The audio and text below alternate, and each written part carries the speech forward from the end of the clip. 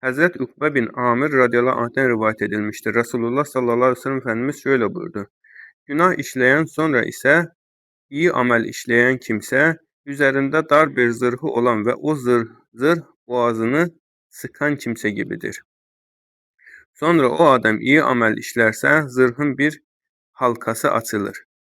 Sonra bir iyi amel daha işlerse bir halkası daha açılır.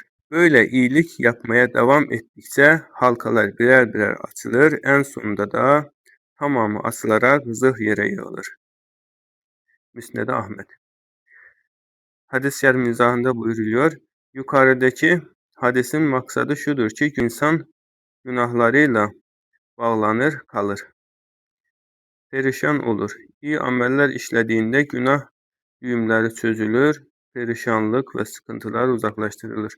Yani günahlar şu dar zırhı günah olarak göstermiş.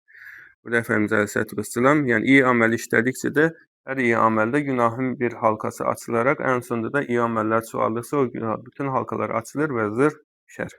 Rahatlar insan.